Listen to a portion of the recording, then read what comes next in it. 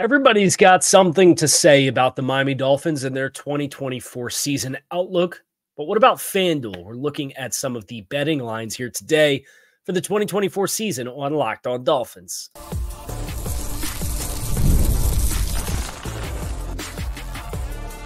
You are Locked On Dolphins, your daily Miami Dolphins podcast, part of the Locked On Podcast Network, your team every day. All right, Miami, welcome to another episode of Locked On Dolphins. It is your team every day here on the Locked On Network. I'm your host, Kyle Krabs, a lifelong Miami Dolphins fan, host of Locked On Dolphins, co-host of Locked On NFL Scouting. You can find our shows on YouTube or wherever you listen to your favorite podcasts. Tip of the cap to our everydayers, because it is your team every day. We don't just say it, we live it. Here on the Locked On Network, today's episode of Locked On Dolphins is brought to you by FanDuel. Make every moment more. As playoffs wind down, the sports stop sporting like we want them to. But this summer, FanDuel is hooking all customers up with a boost or a bonus daily. That's right. There's something for everyone every day, all summer long. Visit FanDuel.com/lockedon to get started. And today's show is even more fueled by FanDuel than the average show, because today is the day where we sit down and we look at FanDuel Sportsbook and all of their props and the inferments of those props for the big picture for the Dolphins as a team, individual player props, some specials that they have. It's always a fun way to kind of get into a different frame of mind, right? Because the sports books, especially the movement in the sports books, it's meant to make sure that the sports books don't lose all their money, right? So full disclosure here, don't take everything that I tell you on today's show and throw a bunch of money down on it, but we do try to approach with logic what the lines suggest awaits and is store for the Dolphins this season, knowing full well that it's an inexact science. Things go wrong, players get hurt, other players outperform expectations, teams outperform and underperform expectations, but you try to the general overall picture can be fairly well painted with broad brushstrokes. And to view it from that lens, instead of so often on this show, we are so in the weeds and combing through everything with a lot of detail. And I promise I've been working on something this past weekend. You're going to get a lot more of that here in the coming week or weeks on Locked On Dolphins, which I'm excited for. But today, something a little different, right? Summertime, let your hair down. I don't know about you guys, but I'm up in the mid-Atlantic, and the heat wave, not let your hair down temperatures. And I know I'm preaching to the choir with South Florida. It felt like I was at training camp, and I'm up in Delaware right now. So not let your hair down weather outside. We'll do the letting our hair down here on the show. So before we get into the first of the FanDuel Sportsbook lines, an update courtesy of Josh Moser through Drew Rosenhaus. Go ahead and tuck your Connor Williams dreams effectively to bed. And that was kind of the purpose of the show on Friday. It didn't seem like there was a lot of positive momentum for Miami reuniting with Connor Williams. We tried to kind of go over that with saying, like, look, here's what the Dolphins can offer Connor Williams, but Connor's personal interests probably aren't going to be particularly well aligned. And sure enough, Drew Rosenhaus said that at this point in time, he views a reunion with Connor Williams and the Dolphins to be a bit unlikely. And of course, Drew represents Connor Williams. He is expected to be ready for the start of the season, according to Drew Rosenhaus, but he's exploring his non-Dolphins options at this point in time, which for Connor Williams specifically, I was looking to get a big contract. He didn't get a big contract. You saw this offseason guards starting to get paid more money, a big influx in guard pay. Think, hey, maybe that makes sense. Why wouldn't Connor want to play on a good team in a place that he's familiar and play guard potentially? I think Connor Williams is better as a center in the NFL than he is as a guard. So if you're looking to maximize your earnings potential, playing the position that you are the best at is going to give you your best likelihood of getting a bigger contract with your next contract that maximizes what your value is while you're in the prime of your career. So is what it is. I suspect it will continue to be a talking point for fans until he does sign somewhere, but I would not expect it to be Miami. But let's go to FanDuel. And the Dolphins right now have the sixth best odds in the AFC to win the conference, and they have the 6th best odds of teams in the AFC to win the Super Bowl. So that there's 7 playoff teams. So there's an inferment there, and that's reflected in the Dolphins' individual prop for are they a playoff team? Yes or no. The yes is minus 134. Minus in betting, it's a good thing. Like it means you have to bet more than $100 to get $100 back, which means it's favored that that's going to happen. And it's a very rudimentary way of explaining. So Miami favored to make the playoffs. Pretty good odds, suggesting from a confidence level that they're amongst or perceived to be amongst the best 7 teams in the AFC. There are a few teams, however, that I think are in front of Miami that I actually think Miami has a better outlook than this season than those respective teams. They are 6th in the AFC conference behind the Chiefs, the Ravens, the Bengals, the Bills, the Texans, and the Jets as far as like odds to win the AFC conference / win the Super Bowl. Chiefs, self-explanatory, right? That team's better than it was last year. They won the Super Bowl the last 2 years. Baltimore lost a lot. I was surprised to see their Super Bowl odds are top 5 in the league. They're top 3 in the league. They're plus 950. And I know they have NFL MVP Lamar Jackson. They're going to incur a lot of changes on the offensive line with several new starters on the offensive line. They lose Odell Beckham, who was a complimentary piece. They lose J.K. Dobbins. They lose Gus Edwards. Keaton Mitchell coming back off of a season-ending injury after looking good as a rookie last year. So there's some change offensively. And then defensively, they lost a ton too. They lose their defensive coordinator and Mike McDonald. They lose Anthony Weaver off the coaching staff. They lose a bunch of coaches off the coaching staff to go to bunch of different places and pollinate this defensive system across the league. But then you even look at personnel and they lose Jadeveon Clowney. They lose Patrick Queen in free agency. That's a team that I think lost a lot. And that AFC North is a very tough division. If you told me Miami ultimately ends up finishing higher in the standings in the AFC than Baltimore, I would not be surprised. Just because I think Miami is a double-digit win team, and while Baltimore, I think, is going to be right in that conversation, with the amount of losses that they incurred for them to be the 3rd best odds in the league, it was very surprising to me. I think Miami has better odds than the Ravens to win the AFC, to be honest with you, this year. I would also point out the Jets. The Jets are a team. What really struck me with the other thing that I'm doing right now, and we're going to do a lot of content on this, but in free agency and then the draft, I put together the draft boards. And it's this visual tool that helps you see, here's where the talent exists. Here's where the Dolphins players are. Well, now we have a roster, right? And I've like regraded all 60-something players that I think have a feasible chance to make the Dolphins roster this year. And I put them on the board. And I put the players that left on the board, right? And what's really striking is say, here's the nucleus players. Here's the players that overlap from 2023 and 2024. Here's the new players in 2024. And here's the players that left in 2023. This is a deeper roster, a lot deeper roster.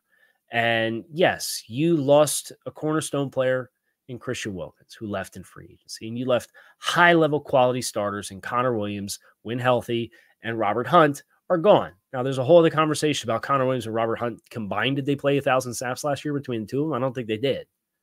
So the actual line that you had and had to perform with versus the line you were supposed to have was 2 totally different things. And that's, I think, a pathway for optimism for Miami amidst, hey, we lost this in personnel. It's like, well, yeah, you played without those guys for about 3/4 of the season last year.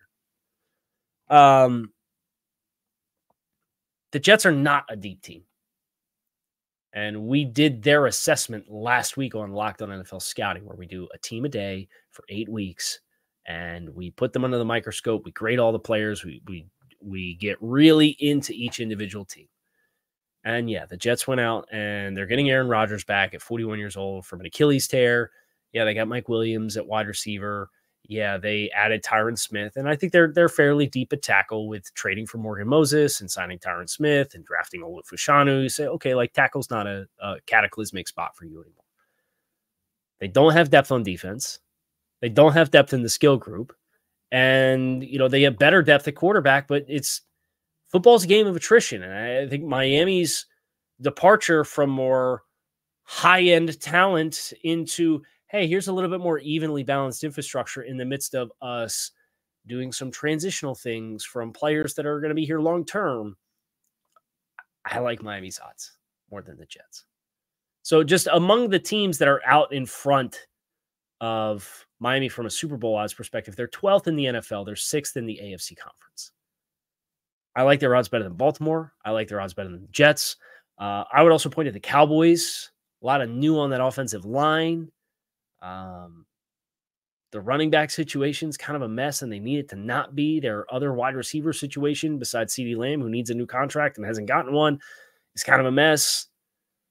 They play a first-place schedule, even though the NFC is perceived to be much easier than the AFC from a competitiveness and depth of the conference standpoint. So there's a couple of teams. I'd probably slot Miami 7th or 8th on the list as far as Super Bowl odds, and I'd probably slot them 4th or 5th, depending on how you view Buffalo and if the Dolphins showcase any ability to beat Buffalo head-to-head in the AFC conference likelihood. But they are projected to, their over-under total set at 9.5 wins. I'd take the over on that. I'd take yes on playoffs. And I don't know that I bet them with my own money to win the Super Bowl this year, but I like their odds to win the Super Bowl, especially at the potential payout, notably more than at least 3 or 4 of the teams that are stacked out in front. Now, we're going to get into some league leader stats, some individual player props, and some specials. That's next here on this episode of Locked On Dolphins. Make sure you stick with us. It's winner take all time tonight. Stanley Cup Final Game 7. You have your own action to get into with FanDuel if you're interested beyond some of these props that we're covering here on the Miami Dolphins season outlook for Locked On Dolphins. Right now, new customers get $150 in bonus bets with any winning $5 bet. That's $150 to bet on spreads, money lines, player props, and more. Visit FanDuel.com/lockedon and make every playoff shot count with FanDuel, America's #1 sportsbook.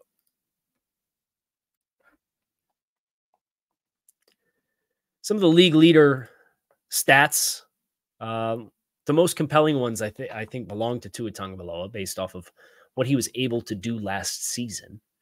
And yes, there's going to be a degree of difficulty for Miami playing what is perceived to be, I know from a strength of schedule standpoint and like a team wins perspective, it's not the most imposing schedule from a 2023 and then also a 2024 like inferred lines strength of schedule perspective. But I do think the Dolphins are going to have to put their best foot forward if they're going to come anywhere close to replicating some of the numbers that they had last year.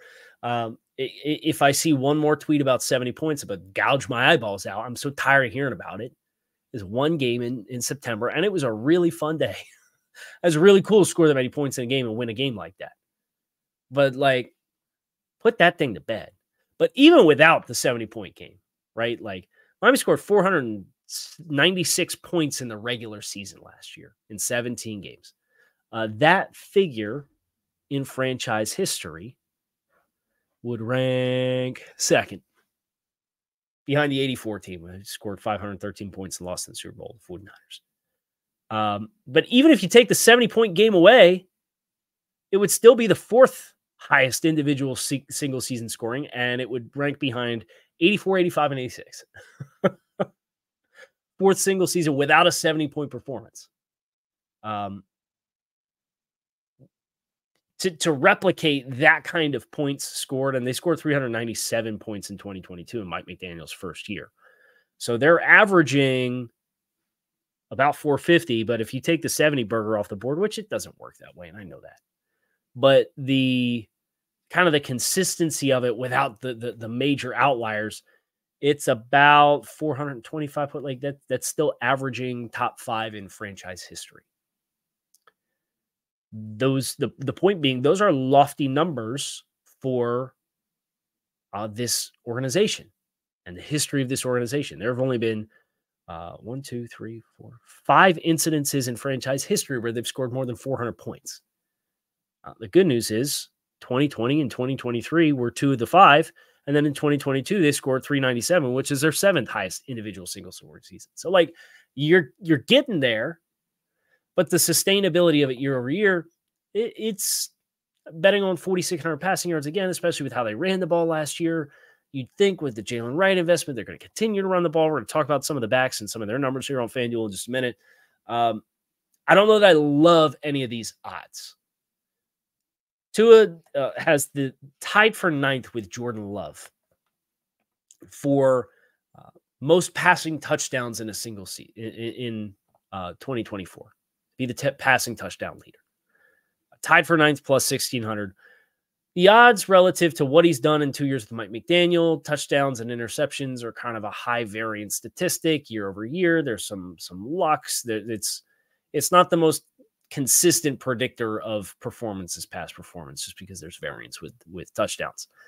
But I would still fade and not get in on that action, even at that number at plus 1,600, because there's other teams that are in front of Miami's or Tua's ranking at 9th, like Cincinnati and Houston and Dallas. And the consistency amongst all three of those teams is they have not been very successful running the football as of late, or at least Houston and Cincinnati have not. Cincinnati under Zach Taylor has been abysmal running the ball, and they moved on from Joe Mixon. It's like, why should I think in any red zone situations or low red zone or mid red zone, they're not just going to throw the ball to Jamar Chase? They added Mike Gesicki. They have T. Higgins. Like, they got a bunch of big body guys, and Joe loves to throw the ball away from leverage and let his guys win the catch point. Like, why would I think that recipe over a single 17-game season wouldn't lead to more passing touchdowns than Miami, with where they have had ability to create explosive runs and get to the perimeter and score a bunch of touchdowns on the ground like Raheem Mostert did last season? Why would I think that? I wouldn't touch a number. Passing yards, a little different. Tua individually on FanDuel is at over-under on passing yards at 4,000.5, and over-under on touchdowns is at 24.5. I take the over on both numbers. Now, injuries is where that can get derailed, and of course, that's been part of the book on Tua through his career thus far in Miami, is being able to consistently stay available for all 17 games or 16 games. He's done it once, and it was last season. And it's great. 4,600 yards, 29 touchdowns. Give me that every year, and you're going to be cooking with gas. I don't care what amount of it comes against good teams or bad teams or good passing defenses.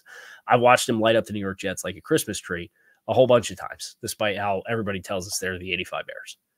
So most passing yards, tied for 5th at plus 1,100. I think that's a little bit more of an attractive number for me to bet on compared to the passing touchdowns, even though you get better odds for the passing touchdowns because it's a longer shot. I think logically, as I think through both things, I think the thing that's more likely to happen is the passing yards. We have some individual player props, some specials that are not Tua related, and we're going to get into all of those here next on this episode of Locked On Dolphins. Stick with us.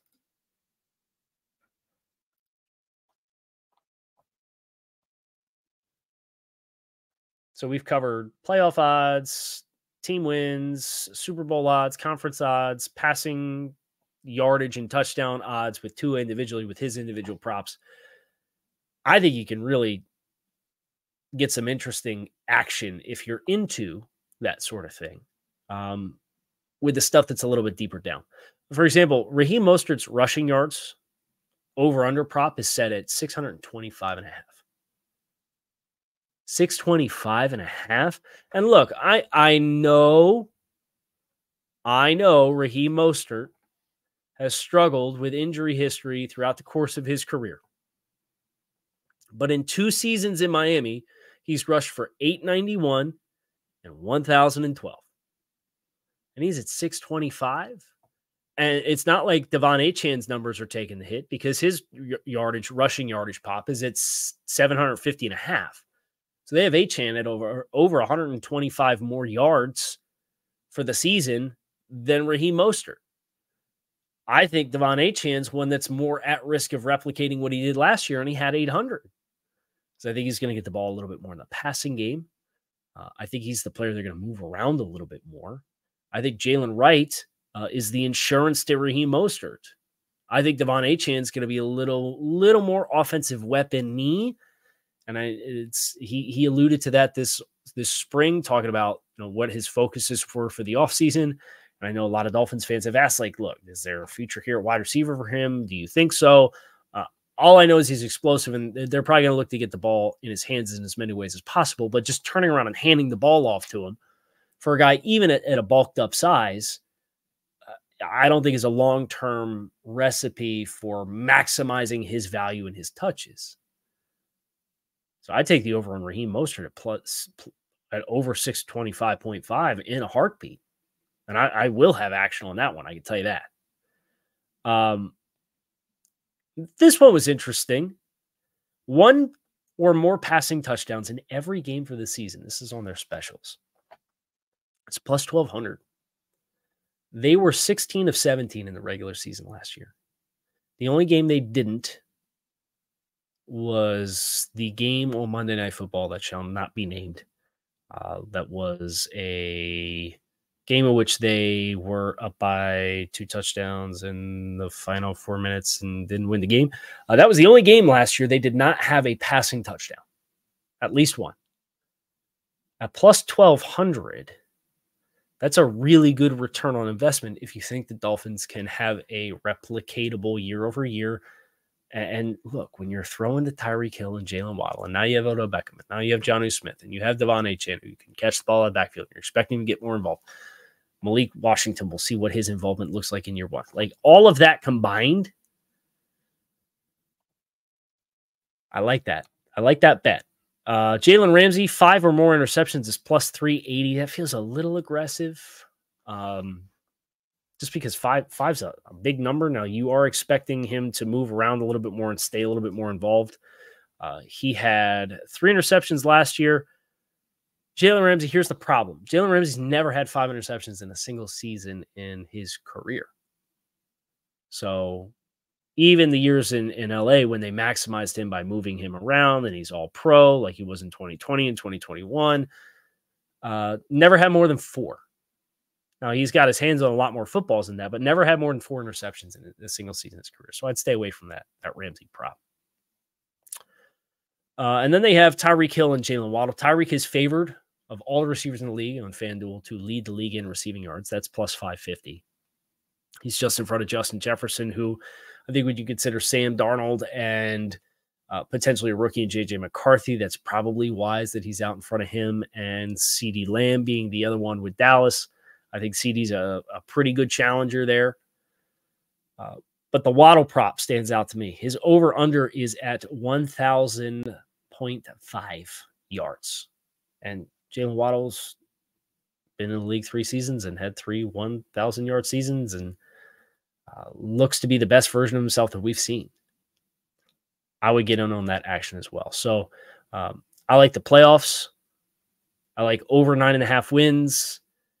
I like the passing yards leader prop. I like both of Tua's props for passing yards and touchdowns.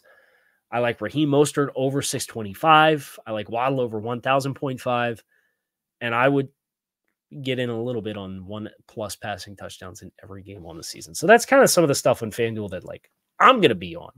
But I wanted to kind of talk through everything. And again, look at the Dolphins through a little bit of a different perspective of what the mass consensus through the lens of sports books and sports betting seems to suggest is in the cards for the Miami Dolphins this season. Hope you guys enjoyed this unique chat here today on Locked On Dolphins. We got a lot of great content coming your way this week. You can find us on YouTube or wherever you listen to your favorite podcast. Make it a great rest of your day. Fins up. I am out of here.